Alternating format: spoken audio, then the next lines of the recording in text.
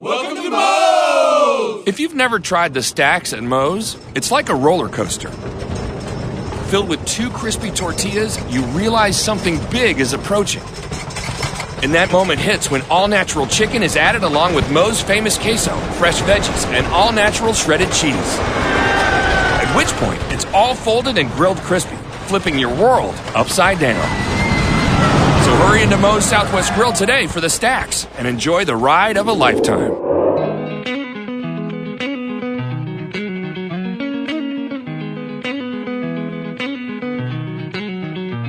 We are in the circle. NorthJerseySports.com's original multimedia series talking all things softball across North Jersey. This is the season debut of this multimedia extravaganza. I am Corey Doviak, being joined by the panel of experts that will guide us through the rest of this season, starting with the newly retired, newly relocated, newly inducted into the trying moments of fatherhood. He is our very own Marc Aug. What's up, Augie? Oh, Corey, excited. Finally got some spring weather. Going to be a nice day for softball tomorrow. Hopefully I can get out to a game. We'll have to see. I do have to pick up my son at daycare after work. Yeah. I mean, we're not going to – let me introduce our NorthJerseySports.com softball insider before we get back to the changes that have gone on since Augie last did the show here on NorthJerseySports.com. Richie Ballgame Barton. What's up, Richie B? Not much. While he's warming up bottles and changing diapers, I'm out getting the hard-hitting stories, just making it happen. Yes, you have covered an immense amount of softball in a compressed amount of time. I am very impressed with your workflow, Richie B. I'm ready to go. All right. Well, you've covered some Passaic County, you've covered some Bergen County, but let's get back to Augie. Now, Aug, I understand, on this show in years past, you're always pushing hard to get Morris County included. You lived in Passaic County. You grew up in the hinterlands up in the corner of New Jersey, and now I understand you are a full-time Bergen County resident. Is that correct? That is correct, Cor. Even though I love Morris County, I am a Bergen County resident now. But, I've heard things have changed around here, and some one of your top guys, I guess your top coverage guy, is a Morris County man. That's what I hear. Richie B, is he getting too personal? Listen, so I'm not afraid to dabble in Morris County. I tend to go there a lot, and it's a great time over there. All right. Where was he, in Morristown?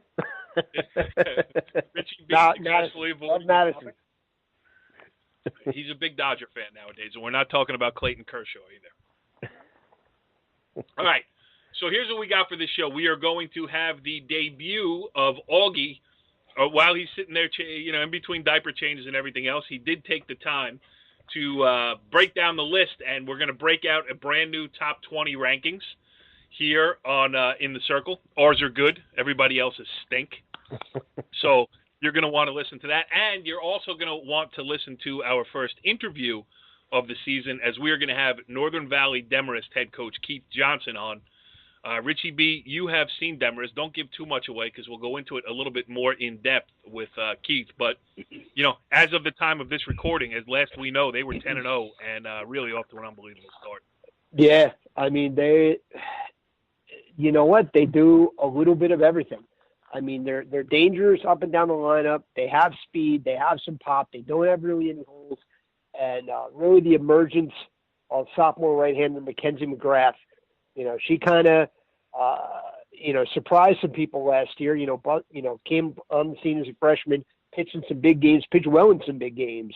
But she was really more of a spot pitcher, just trying to play to contact, so to speak, and just try to get outs. She is way more aggressive this year, and especially early in the count. And she is, she's improved as much as any pitchers I've seen from one year to the next in recent memory. She's good. One of the best pitchers in the county, no doubt. Yes, and Demarest is certainly one of the best teams in the county. They will debut highly on our list of the top 20. But before we get to Keith Johnson, I want to talk to you, Aug, a little bit. The landscape is changing a little bit here with softball. Some of the issues going on around the The sport as a whole. I mean, I know I'm a coach here in Northvale, and just on the rec level, participation is down across the board, I'm sorry to say. I mean, my daughter still plays, but, trouble finding some, at least on the recreation level.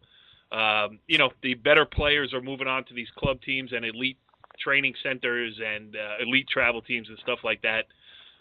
So it leaves all that filters up to high school, and it's a little bit different now, Aug, than it has been in years past. Oh, yeah. I think by some of the scores you've been noticing, I think the main concern, not only that, is the pitching. I mean, some of these scores, so lopsided. Teams are going out and scoring 17, 18 runs. I mean, where's the good old days of a 3-2 softball game done in an hour? Now it's, 5-inning games. I just think the pitching is down. Like you said, it's the same teams over and over again that are dominating, and it definitely needs to be. It is a concern. I don't know what's going on in the rec. Is it girls lacrosse? Is it kids going to track and field? I don't know. Yeah, and I feel like it's kind of going the way of high school wrestling. We talk about it all the time on the wrestling show. That the elite kids are. I think the top of the line players are maybe better. Well, certainly as good as they were in years past, and they're really focusing on softball. But the kid that you grab, who just comes into high school, might have some speed. You make, puts into a freshman year, maybe a year or two on the JV level, comes in and helps you as a serviceable left fielder in her junior or senior year. I think those players are the ones that are missing. Do you agree with that? Oh, absolutely. Ramapo in particular, you're looking. Here's a team with no seniors this year, and they're out looking for players. It's Frank's doing a wonderful job teaching, and hopefully down the road you'll start seeing success again. But from just being around that school, it's a tough situation just finding kids that do play softball day in and day out, in the summer as well. Yeah, that's true. And I remember, all your teams there when you were the assistant coach at Ramapo won 3 straight Bergen County championships behind Brittany Bianco. And at that time, all the talk was about, hey, we got to move the rubber back. These girls are too close. They're blowing everybody away. So they did. They moved the rubber back. Maybe it's time to move it up again. It could be. But also back in the day, that was kids who played a lot of softball, growing up in the town. They played travel. A lot of times now you're just getting kids like just coming off a rec softball and coming in and not getting any travel time in. And, you could tell the difference from the kids that do put in the time and the kids that don't put in the time. Yes, I feel like there is a big disparity. And Richie B, we like those good old days of the short circle, those 55-minute 1-0 games, suicide squeeze in the bottom of the 6th, and let's get out of here. Yeah, I was always a huge fan of those. But it's also nice to see, some offensive flow to the game. True. You don't have a lot of pitchers nowadays that are consistently getting, let's go back to when the river was 40 feet. You had a lot of pitchers that were mediocre to good pitchers that are averaging, 12, 13 strikeouts every time out. Right. You don't see that nowadays. And I think the hitting has gotten significantly better in recent years. And I'm talking about every team is, obviously they're studs and, they rely on them and they usually come through. But when you get to 6 to 9 in the order, you go back, 8, 10 years. If you had girls that could hit from 6 to 9 in order, you're going to be a contender for a county and a state title. And right. Now, so many teams have that because, those specific, you get those players get work now. Yeah, it's true. And you got base runners on in front of them. You're not facing a strikeout. It used to be that you could play a game with, if you had a Brittany Bianco in the circle, you could play it with a pitcher, a catcher, a third baseman, and a first baseman. Not the case anymore. You need a left fielder and a right fielder now, and you need to, hit the proper cutoffs and save bases wherever you can because your pitcher's probably not going to, unless we're talking about the elite teams, the IHAs, the Demarest, the West Milfords of the world. those type of teams this year anyway, where you have the dominant pitcher who can get 3 strikeouts in a row. It changes the way the game is played. Aug, you know, it used to be willing to sacrifice outs all over the place, and now I think coaches are thinking twice about it. You know, you need them all. Yeah, and honestly, you know, back in the day with the pitching being so good, like we said at 40 feet, with Richie, do we sound like a bunch of old men? Oh, we are. I feel like an old man now. Right. After the barbecue today and putting the kid to sleep, I really feel old. But anyway, back to what we were talking about, and Richie said the hitting. You know, it is making the game a lot funner. And honestly, if you're a kid in the field, back in the day, you know, here we are again back in the day, but the pitching was so good, kids were bored out there. I mean, they were bored. Like how many plays did you know? Brittany Bianco would strike out 16 batters. Would you have to make 5 plays in a game? I mean, right. So at least now the kids are more involved in that way. There's more fielding and so forth. Yes. All right. These are all interesting topics. A good way to start the new season of the In the Circle show. And let's pose some of these questions to our first guest of the year. It's a momentous event. Joining us on the Moe's Southwest Grill Hotline is none other than the head coach of the undefeated Demarest Norse women. He is Keith Johnson. Keith, thanks for joining us here on In the Circle. Well, I appreciate you having me. Well, you are the first guest of the year. I mean, we decided the triumvirate that makes up this show, we were kicking around guests today, and we said, it's got to be Keith. How do you feel about that? Well, I don't know. I don't know if it's a good thing or a bad thing. Last time I talked to you, we lost like 3 out of 5. It happens a lot. Hopefully hopefully the jinx is not around this year. Yeah, well, unfortunately, I get it everywhere I go. I'm a black cat. As it seems that no matter where I go, I've never seen a team win a game. Every time I show up, they say, every time you come. So, well, every time you show up to a game, somebody loses. That's for sure. Yeah, exactly right. So, Keith, we were just talking before we had you on here a little bit about, you know, we want to get into the start that you guys are off to because it's unbelievable and you guys are really flying here. But the state of softball, because it's our first show of the year, we want to kind of pick on some issues. And we were talking about how it just, you know, it has turned over the last 5 years or however many years it's been since they moved the circle back a couple of feet. It's turned into a much more offensive game. You've been at Demarest 11 years. You know, just talk about the changes that you've seen and how it's affected the way you coach from back then to now. Well, I think, like, I was in full support of them moving the mound back. I thought that it was better for the game. There was a point there where pitchers were actually untouchable because they were so close to, you know, the batter's box. And I think it took a lot of strategy out of the game. And now, since they moved it back, for me, it's definitely changed on the offensive side of the ball of, you know, putting things in motion and having people make plays and decision-making skills having in a faster rate, you know. So it's, in the past, it's been, you know, you 3 up, 3 down, 3 strikeouts. Now it's 3 up, 3 down, but it's ground ball to shortstop, pop up, or fly out to the outfield. And, you know, players now defensively are going to have to make plays, which I'm a full support of. I mean, it looks more like a complete game now than it did. Yeah, absolutely. I mean, we were saying that back in the old days, you needed a third baseman, a first baseman, a catcher, and a pitcher. And, you know, if you were good enough in the number 1 spot, you could play with just a 4 if you needed it. Yeah, we were saying how it was 16 outs were by Ks and you only had to make 5 plays. You know, yeah. Right. It was crazy. Right, and I totally agree with that. It put defenses that you didn't know whether they were good or not, because all they had to do was, you know, field a bunt and throw it down to first base, and that was all you needed to do. Now you need 9 position players, all working at a high level, which I think is good for the game. Does it change the way you think about giving up outs? I mean, it used to be if you got a leadoff walk, you knew 2 bunts were coming and you hope for a pass ball. Are you more hesitant now to give up an out with a sacrifice? Well, it depends on the situation. I think, you know, the game dictates how you're going to think about whether you're going to give up an out, or give up a run, or allow an extra base to be, you know, taken on a sacrifice, whatever it may be.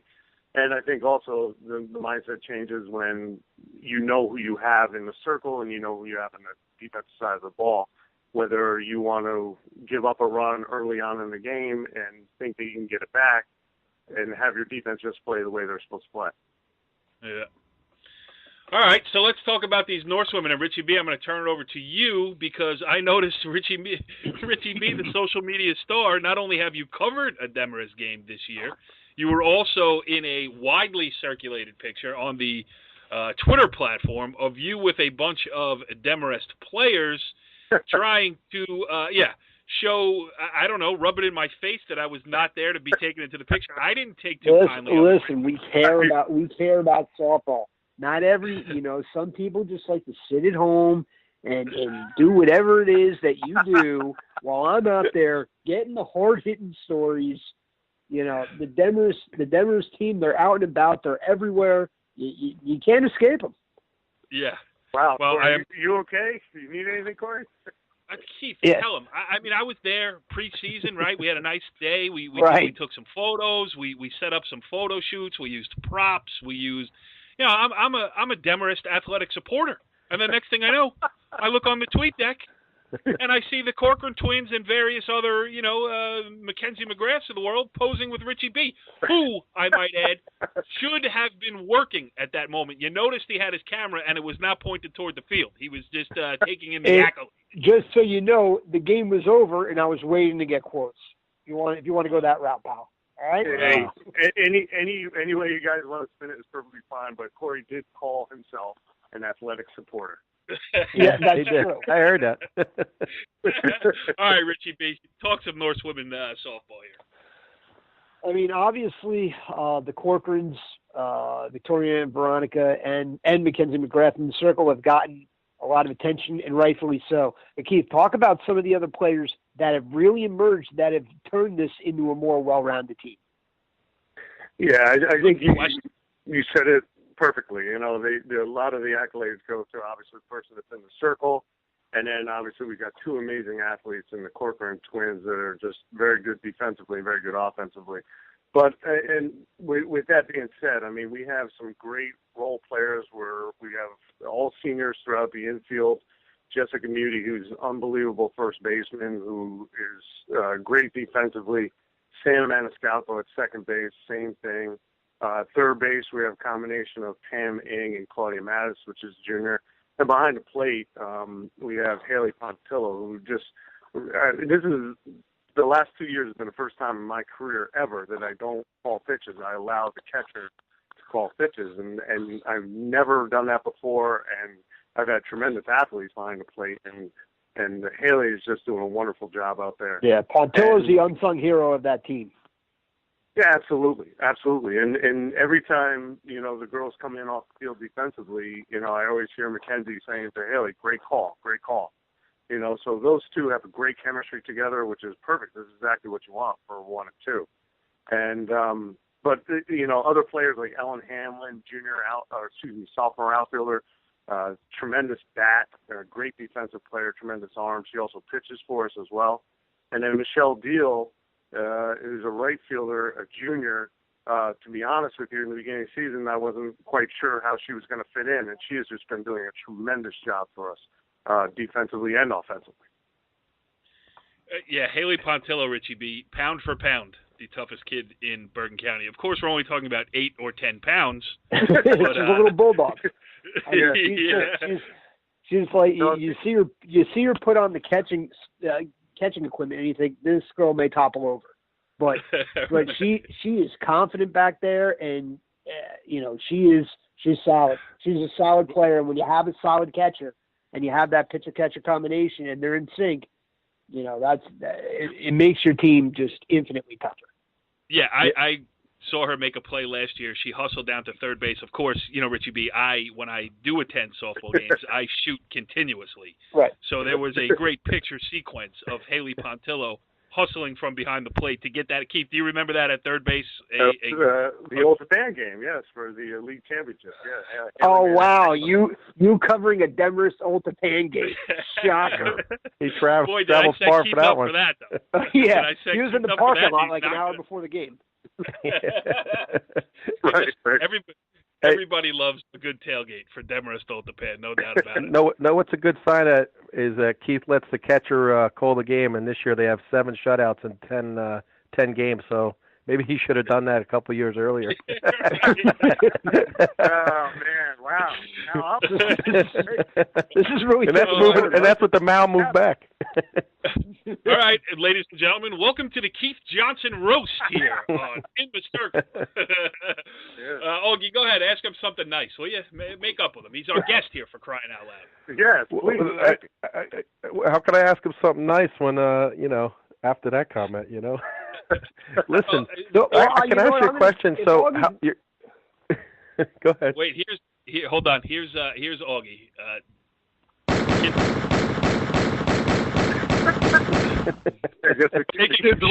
Yes. So Keith, when my kid gets older, so his bedtime goes later. I put him to bed at 7. So how old is when does he get to go to bed at 8:30? Oh man, boy, you got a couple more years. The earlier you can get him down, that's it. He's only 7 months old. He's a killer right now. Live snap from the Aug house. Holy moly. Keith, Keith, you guys are off to such a good start, undefeated here. How does it? When do you start having the conversation saying, let's not get ahead of ourselves here? Because you made the great run in the Bergen County tournament last year. You got a lot of those players back, including the ones who you're solid up the middle with experienced players, as we've mentioned. Do you guard against them maybe overconfidence? Or are you telling these girls like, hey, we are this good? Oh yeah, you're absolutely right. I mean, you got to keep everything in perspective. You got to keep kids grounded. We told them before the game today that with the success that we had, the attention is going to mount. Mackenzie was record athlete of the week this week, and we're getting the accolades. We'll edit that, Keith. Don't worry. Thank you. I figured that. But we try to tell the kids, to stay focused. The only thing that's going to get in their way is either themselves or them being together as a team.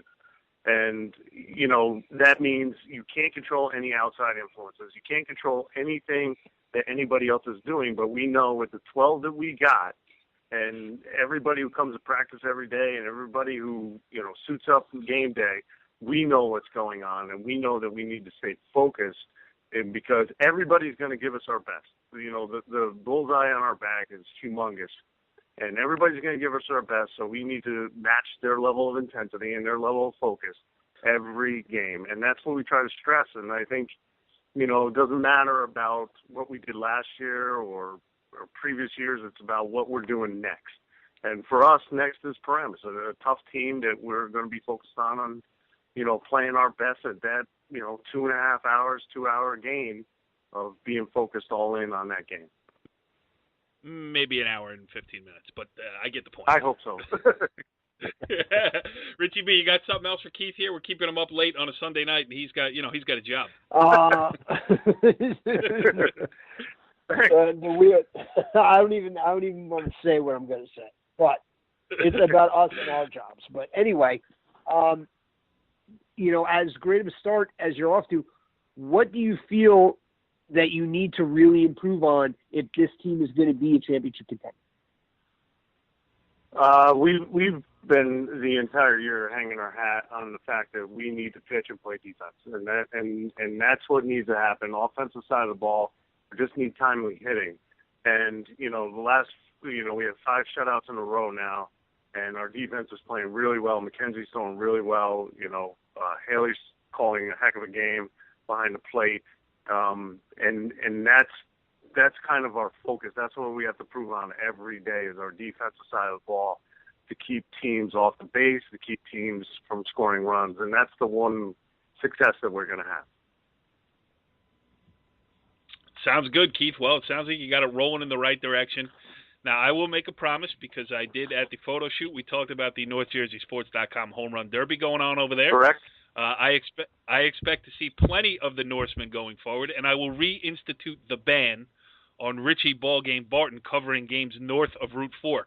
You know what happens, Keith. You leave a little leeway, right? You don't want to enforce every rule. Right. You just expect.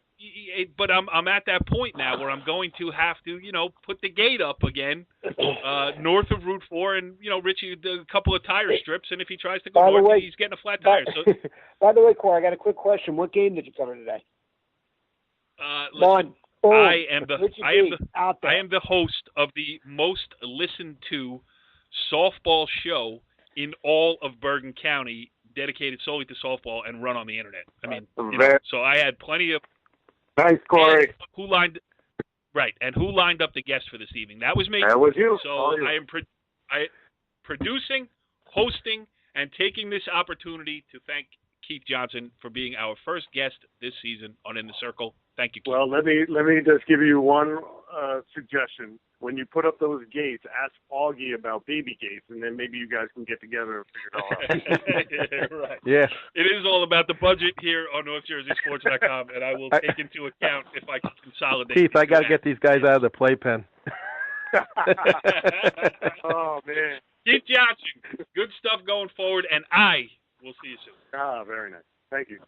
All right, that was great stuff there with Demarest head coach Keith Johnson. That was fun, and a late addition to the guest list here on In the Circle. Now, Richie B., I just got done bragging about how the fact that I was the one who booked all the guests. But you know what? You came through, pal, because joining us now on the Moe's Southwest Grill Hotline, and I will preface this by saying never has there been a guest who has liked me so little but still agreed to come on the show.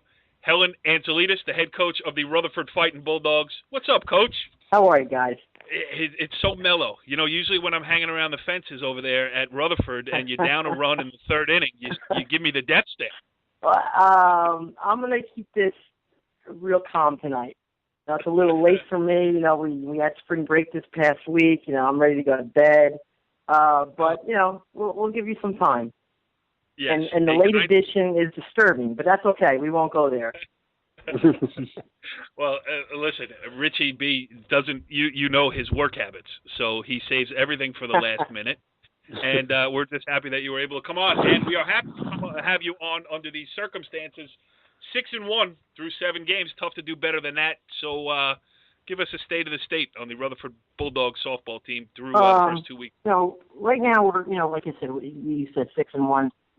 Happy with our hitting, happy with our pitching, and Coach always is unhappy with something. And if there's one thing that we really need to improve on is our defense.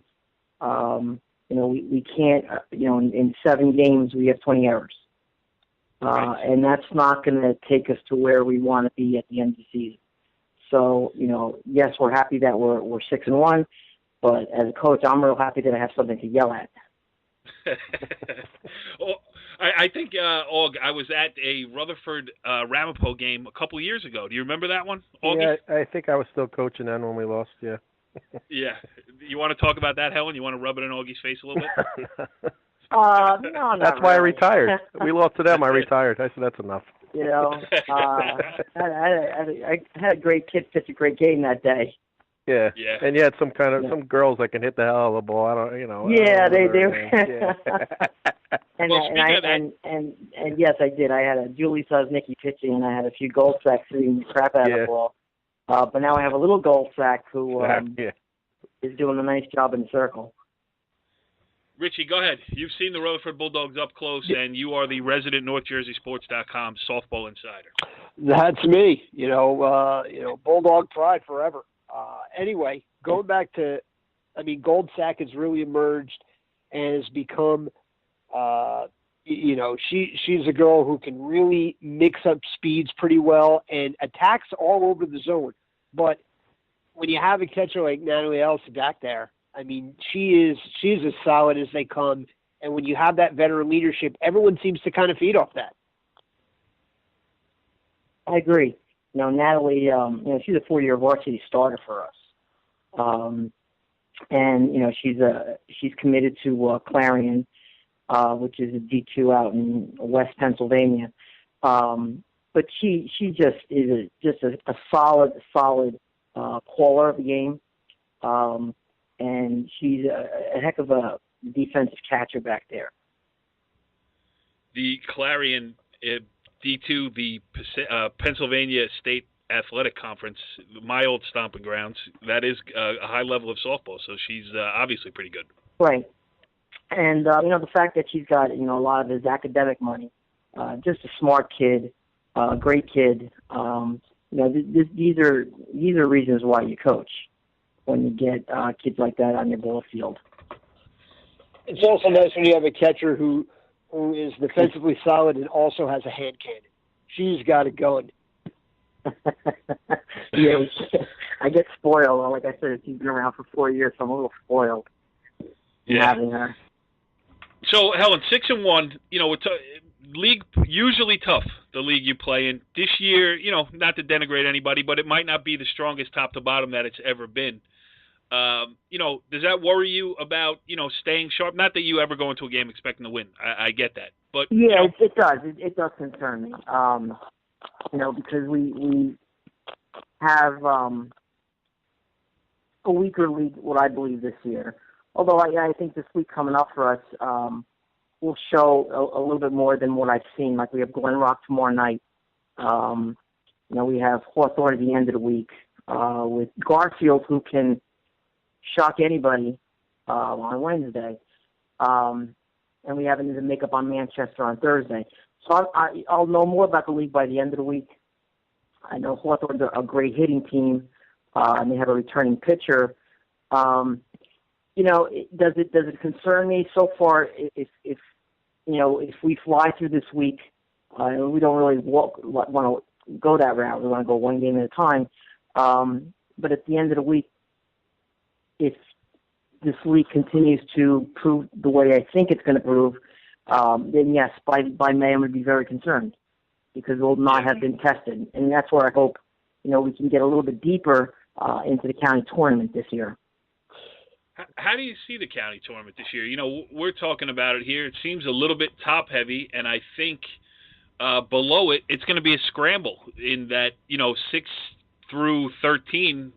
I think there's going to be it's certainly not going to go chalk when it does come around. I'm not even talking specifically. It's just like, you have your maybe top 3, top 4 set, but after that, there's going to be a lot of people, vying for those other spots in the quarterfinals with a lot probably able to make a run. Sure. When we say top 3, top 4, I like to say, name me those top 3, top 4. It's true. You're always going to have IHA. You're going to have Immaculate Conception.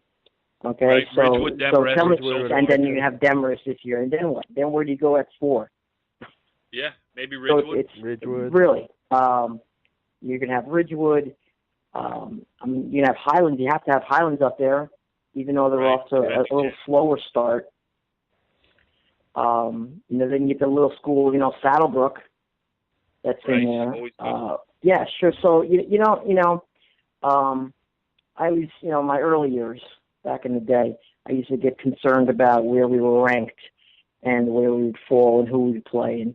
And I've realized with old age that, it's gonna play it out itself. The good teams are gonna wind up getting to the semis and the finals, and the best team that plays well during those 4 or 5 games is gonna win it. Yep. Now, I'll give you a little sneak peek because we're just so happy to have you here on the show. We haven't done it yet, but Augie's brand new top 20 list, Rutherford checking in at number 16. But that includes Hudson and Passaic County as well. It's an all North Jersey ranking. And Morris. And Morris, correct, because Augie decided that Morris. All of a sudden, we cover Morris County out of nowhere, so they're in the rankings as well. Augie, what do you got for Coach? Nothing really. I it's funny because this was like a surprise. It was a surprise. Yeah, well, it was a surprise guest. Like they throw it out of the blue to me. I usually do my homework, but with the newborn, I really haven't got out much. Helen, Augie is the kind of guy who actually thinks he has to know what he's talking about to ask a question on the show. I do my homework, Corey. I'm not like, you everyday reporters. I do have a job. I go out and do my normal job. And then when you guys call me and I retired. Listen, I got a kid to pay for now, a new house. I'm never going to retire. Listen, I know somebody on the Pequannock Board of Education. We'll get that promotion. Don't worry, Aug. You'll be on easy. I'm at Ramapo. I know. You know of what I speak. That's yeah. a joke between the two of us. Go ahead, Richie B. Ask Helen another question. Again, talking about the county tournament, I mean, you've been saddled in that 16-17 game. It seems like for years now. Let's scrap the county tournament. Let's look ahead towards the state tournament, where your section is always so wide open. I mean, right. Is that? Have you been able to check out other sections? Not yet. We'll start our scouting, because they're all basically Morris County teams, and we'll start scouting somewhere second week of May, and get all my coaches out there. They love going out to Morris County, forming old time. And you don't know, and you try to see common opponents, and there's the Whippany Park, there's the Hanover Park, there's Parsippany, there's Par Hills. It's just so different. But we play in Bergen County, and I feel our competition, especially in the Bergen County tournament, and again, in some league games, and in our independents, I think we're prepared for them. We've always been knocking on the door to a sectional title since our last one in 2008. We had a couple of tough losses along the way, and strange things happen. But I think we always have to be in the conversation for a sectional title. I loved Richie B's question there. So, Helen, 2 weeks into the season, are you going to win a state championship? Yeah, he's got it in his mind. I just want to play an error-free game. And we're talking about a sectional title.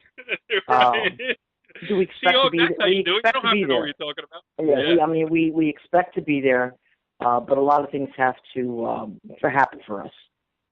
Last one from me. We've been talking about it a lot tonight. We talked about it with Keith. We talked a little bit on the opening of the show, but the changes in softball, specifically since they moved the circle back a couple of feet, has really changed the way the game is played. It used to be a lot of strikeouts and do anything you can to just move runners along. If you have to sacrifice outs to do it, you do it. Now it has changed to where it's a more offensive game. It's a more defensive game because more players are involved. You got to have a right fielder who can go get the ball. You got to have a number 8 hitter who can get you a base hit in a big spot. Talk about it from your perspective, because you're a good perspective. In Southern Bergen County, you've had real good teams that have made deep runs. You've played, the old BCSL American. That was a good softball league. Talk about the changes as you've seen them, and are they good for the game? And is it what is needed to keep it, to get it back growing? Because softball's seen a dip in numbers. I think it's great for the game. When I first started coaching, and then when I came over and had a little hiatus from Patterson Catholic, and I first started coaching at Rutherford, 40 feet away, and Isa Mendez made me look like a superstar coach. Right. And it wasn't. It was just. You're right. You're going to get the 1-0 game. What team is going to be able to put a run across the plate is going to win. Now it's not so uncommon to see a 6-5, to see a 6-5 game. Well played game. Yes, well played game. You'll see. You won't see the 13, 14, 15 strikeouts. You'll see the people, kids getting the bat on the ball. But I think kids have done, they've worked hard in what they nowadays and what they've done years ago. They spend more time in the cages. They go to their hitting coaches. Even the equipment is better. Lighter bats, the composite bats that are always frowned upon. But they see more fast pitching. Back in the day, there was 1 or 2 or 3 great schools that had one pitcher. Now it seems that everybody has somebody who's been taking lessons and someone, more than one on the team. Where you bring in your second pitcher and she's just a drop below the first, your A. Yep. Yeah, it is interesting, and it's more fun. It is, to me, it's more fun. I mean, Richie and I doing what we do for a living, we enjoyed the 55-minute 1-0 game, but especially on April 2nd. But it has made it more fun, and it has made it more of an inclusive sport, which I hope people take notice of and get back to playing. I mean, because I'll say it here, girls lacrosse is a little bit boring to watch. One could say that. Boy, that went over like I don't know. I don't know. I'd rather watch. I'd rather watch a high school baseball game or a high school softball game. Yeah. I think watching high school sports is great, and it really doesn't matter what you're watching. Have numbers been down in both sports? Yes, they have. What's caused that? I have no idea. People like to blame lacrosse, and that's why softball numbers have gone down. I'm not so sure. It's just lacrosse. Right. There could be other variables in there. Yeah. No, I agree. You don't really get the 3-sport athlete anymore in droves that are playing softball as their third sport. Right. Right. Softball. I have a number of 3-sport athletes, which is great. Yep. Then I have a number of just softball only. Yeah, and in Rutherford too, it's got such a good, rich tradition of success, really, in all sports. I mean, baseball certainly, what you've been doing down there with softball, basketball, boys basketball. Going back to when I played, always outstanding teams. And you get, the smaller type school, you need those kids to come out and play. Sure. Whereas I think at the, the parochial level and maybe the bigger schools, you get the more specialization because you don't have to fill out rosters. You're not worried about filling out rosters as much, right? That's correct. Well, Helen, I'm going to take that. I'm going to save it. I'm going to replay it of Helen Antzoulides saying I was correct here. And I am going to end this here because it ain't going to get no better than that. It doesn't get any better than that, does it? That's absolutely for sure. And you're on tape saying it. So and no bleeps. And there were no bleeps. Well, listen, this was great. I am very excited that we had you on for the first time here. And not to say that you weren't a great guest, because you were. I could do this all night. But next time we want the angry Helen Antzoulides. Is that a deal? Ooh, okay, I'll work on that. Well, that was fun with Rutherford head coach Helen Antzoulides. Richie B., great job getting the guest. That's what I do. Ball game, just making things happen. Yeah, I can't agree. I can't believe she agreed to come on. I mean, she, I say it kiddingly because, I have a thick skin. I can take it. But, she has almost run me out of games, They gave up 2 errors and 3 earned runs in an inning. She's like, Doviak, get out. Yeah, don't worry. I've been there. I've gotten the same stare you've got. Don't worry. Yeah. I don't think we ever won any games at Ramapo when Doviak was there either. Yes. No, I didn't see all 3 of your state sectional championships. I wasn't there in the Group 3 semifinals with Julie Shaw pitching. Right, Aug. Yeah. Don't start that. I think wait. I think the last one that I was coaching, we got no hit in the state tournament. Right. All right. Yeah. And by the way, Julie Shaw. Julie Shaw's like 30 now. Yeah, I know. Augie's like 72 and she's like 30 and now. Yeah.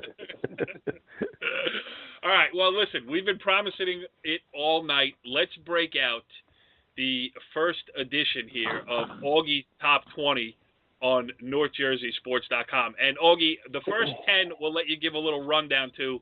The other 10, listen, you got to make the top 10 if you want to be talked about here. So we'll just run those down quickly. But let's start at number 1. And I know, this show is always about fun and games, but this next subject is not funny. When we talk about the number 1 team in the North Jersey Sports.com Top 20 softball, we got to talk about IHA. They're 7-1, and our dearly departed friend Anthony Lareza. Yeah, we always had a running joke with Anthony that we would never put him number 1, even though we would just start our poll at number 2 because they were always so good. But if there's one guy we miss out there, it's definitely Anthony. And out of respect to him, and I miss him dearly, I wanted, no doubt, to put IHA number 1 for him. looking down, he's probably like, son of a bitches, if I put me number one. But but you know what? Their first game, a tough one out there with DePaul, and I think the emotion of everything, and now IHA is obviously rolling along as they won 7 straight since. But definitely a deserving team to be number one. Yeah, and that's the thing about with Anthony. There's definitely a hole. There's a hole in the site. There's a hole in softball. There's a hole in North Jersey high school sports because the guy was just such a good dude. Forget about his success as a pitching coach. And I wrote something shortly after he passed. I mean, my daughter went to his softball camp this past summer. Very competitive softball camp. He had top kids from all over the place there. My daughter was just there to have a good time. And she really did. So, what he did for me, what he did for my family, what he did for our site, Richie B, just being a part of it and getting the joke when we made them, even if they weren't that funny. Anthony Lorez, a permanent part of NorthJerseySports.com. And it's got to be hard for this IHA team because you want to do the respectful thing and honor him every chance you get, but they still have a season to play. And with Anthony, we knew him well. He would just. I don't know if he would want everything that has come along with this. Certainly, it should be done, and he should be paid the proper respect. But that guy, Richie B. He would have just wanted to play a ball game. Yeah, I mean, let's face it. We're all friends with him. He was a guy I hung out with quite a bit over the years and got to know really well. And it's it just sucks. It's just that's it. Yeah. There's no other way to say it. It's just incredibly difficult to deal with. I mean, it's I couldn't even get myself to go to the IHA Invitational or now the I felt the same way. It's just you just always expect to see him or hear his voice, and whether it's talking about, as you said in the article that you did so well in, when it's talking about random teams from the 1980s, you know what I mean, or random players, to just, how he notices how someone's tipping off their screwball. I mean, he was just a good dude, and he was great. He was a great coach, and everyone just respected the hell out of him. And he's more missed than any coach I've ever been around. You just can't believe it, really. You know what I mean? It's still right. It still hasn't sunk in. Yes, I agree with you. All right. So the Anthony Loreza #1 spot goes to his beloved IHA Blue Eagles. We will move on. Augie, you got Ridgewood. Now these the records you have included here with these teams are through Sunday afternoon. So you got as much as you could from Sunday's results. Some games the results weren't in yet. #2, you had Ridgewood at 8-0. Yep, Ridgewood led by great pitching is always a key in softball, and led by Lisa Higgins. And then they have this Mia Barbera, who's ridiculously 4 homers, 13 ribbies, probably even more now. But my last stats had her with 4 homers and 13 ribbies. I mean, that's ridiculous. Next we have walk-off grand slam to beat Indian Hills too. I mean, that's impressive. #3, we've been talking about them all night. The Demarest Norsewomen at 10-0. I don't know. We should have asked Keith if he won on Sunday, but 10-0 Demarest. Augie. Yeah, Demarest, and of course led by two of my most favorite players that I never got to coach, the Corcoran twins, Victoria and Veronica, as well as great pitching by Mackenzie McGrath. I used to be a big fan of the Corcoran twins myself until their social media gaffe, taking pictures with Richie Ballgame Barton. So we have a bit of a strained relationship at current. Well, don't worry, you'll get a chance at the Corcoran Olympics. I'm sorry, this will be my favorite though. All right, #4, Augie. #4, I have a Passaic County team who I thought, it's been back in the day. This team was always a powerhouse, the West Milford Highlanders, and Richie B. You went out and saw them. I did. I like them. They're a good team. Masiello in the circle. She's not an overpowering arm, but man, keeps the ball down, throws strikes, gets ahead, and she doesn't seem to give up that many hard hits. I mean, everything seems to be just a routine ground ball right at someone. they're going to be a tough out come county tournament time, then come state tournament time. Number 5, we have the first Morris County team entrant. and one of Richie's favorite teams, the Butler Bulldogs, who happened to just drop their first one today, 1-0 in Notre Dame. But again, she's a senior now. Larissa Spellman, one of the top pitchers in North Jersey. Richie, have you ever met a bigger Butler Bulldog fan than Augie? No, he loves the Butler Bulldogs. And you know what? If anyone should love the Butler Bulldogs, it's me. I saw them there when all those girls were freshmen, and they lost at Saddlebrook in the state tournament. And I'm like, man, this team is going to be good for years to come. And then Augie just stole all my thunder. Yeah, well, you said this team's going to be good for years to come, but it's a shame we don't cover them. Now all of a sudden we cover them. It's true. Number That's 6. Number 6. Number 6, Augie. Go ahead, because I know you want to speak highly of the rival. My good old friend over there, Joe Light and the Indian Hills Braves, 8-3. They have this impressive freshman hitter. You got to see this girl hit the ball, Sarah Stocker. I caught some of their Indian Hills Ramapo game. This team can hit from top to bottom. Very impressive. All right, number 7, we have Ramsey. And they just unfortunately suffered their first loss and had a devastating injury. I haven't got the update. A freshman pitch, Victoria Sebastian, who's off to a great start. But she got injured. I think Richie B might have covered. Did you see the Midland Park? I covered them against Mawa in the season opener. And Sebastian, pitching-wise, hard thrower. Struggled with control. But, she is one of the top hitters in Bergen County right now. She just smoked the ball. Goes to all fields. Great speed. It's a shame she went down with an injury. Not sure the extent of it. She's hoping to get back in the state tournament. I'm not sure if that's going to happen, but she is going to be one of the premier players in North Jersey for the next 3 years. No doubt about it. Yes. The younger sister of Bergen Catholic State wrestling champion John Sebastian, now wrestling at Northwestern. 2 more sisters on the way in the next 2 years, too. Watch out for them. So Caserta's happy then. What's his name, Augie? I usually call him Cassetta, but now I'm going to call him Caserta. Now that you're a professional journalist. Number 8, Aug, the Mercurial. Yeah, we're going. They played a tough schedule. I saw they started out of state, so 2 tough losses out of state. But they're rolling. They've won 3 in a row. Mac at Sepson. Number 9, defending Bergen County champion Northern Highlands, another team that has played a tough schedule out of state. Yeah. If you look at their 3 losses, they're against 3 teams we've already mentioned: Ridgewood, Demarest, and Indian Hills. But Chris Broken, he'll get that team turned around, and they're starting to play well. And you could see them. I wouldn't be surprised to see them back in the Final Four. County. Number 10, you have another old favorite of ours and a team that Richie B covered today. Story to follow on NorthJerseySports.com. The Fighting Saddlebrook Falcons, 6-0. Yes, Saddlebrook. Obviously, Darren White's probably all over me already because you guys say I love Butler. But True. Saddlebrook's back, and as normal, didn't win 20 last year for the first time in a while, but I could see that easy 20-win season, and it's glad to see Hoff's back on the sideline, and hopefully Augie will be coming down there next weekend. I believe it's next weekend, the Hoff tournament, probably to go see Butler IHA. We're going to go down there. We're going to go down there. We're going to bring a bunch of T-shirts, and we're going to make our presence felt down there, definitely, because Charlie back in the dugout is great for Bergen County.